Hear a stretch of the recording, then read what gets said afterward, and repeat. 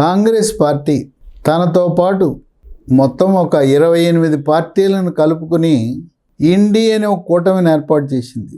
ఎన్నికల ముందు ప్రధానమంత్రి మోదీ హవాను, బీజేపీ హవాను, ఎన్డీఏ హవాను అడ్డుకట్ట వేయటానికి చిన్న చితక పార్టీలన్నీ కలిపి ఒక కూటమి, కాంగ్రెస్ ఆధ్వర్యంలో ఒక కూటమిగా ఏర్పడినాయి. దాంట్లో 28 పార్టీలు ఉంటే దాదాపు 20 పార్టీలకు శాసనసభల్లోనూ, లోక్సభ, రాజ్యసభలో ప్రాతినిధ్యం కూడా లేదు. నామకే వాస్తే పార్టీలు ఒక 20 ఉన్నాయి. సరే, దీనికి సమాంతరంగా 28 కాదు 30 పార్టీలతో ఎన్డీఏ కూటమి తన భాగస్వామ్య పక్షాలను బలోపేతం చేసుకుంది. పార్లమెంట్ ఎన్నికలకు ముందే ఒకప్పుడు ఇండి కూటమిలో భాగంగా ఉన్న జేడీయూ, జనతాదళ్ యు, నితీష్ కుమార్ ముందుగానే బయటకు వచ్చి భారతీయ జనతా పార్టీతో జట్టు కట్టి ఎన్డీఏలో చేరాడు.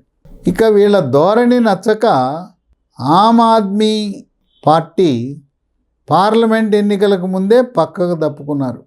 మాకు పొత్తు వద్దు, ఈ కాంగ్రెస్ పార్టీ వాళ్ళు బిగ్ బాస్ వ్యవహారం లాగా ఉంది, వాళ్ళు ఇతర పార్టీలను ఆసరాగా చేసుకుని వాళ్ళు ఎదగాలని ప్రయత్నిస్తున్నారు, ఇది మా పార్టీలకు క్షేమకరం కాదని ఆమ్ ఆద్మీ పార్టీ ఢిల్లీ, పంజాబ్లో పక్కకు తప్పుకోవటం అనేది విశేషం.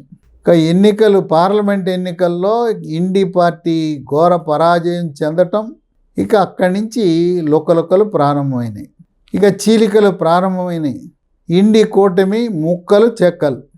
ఇక మరీ ముఖ్యంగా హర్యానా రాష్ట్రంలో, మహారాష్ట్రలో ఘోర పరాజయం చవి చూసిన తర్వాత కాంగ్రెస్ పార్టీతో జట్టు కడితే మన నావ, మన పడవ మునిగిపోతుంది, మునిగిపోయే పడవలో ఉన్నాం మనం అని చెప్పి గమనించాయి ఇండి కూటమిలో ఉండే భాగస్వామ్య పక్షాలు.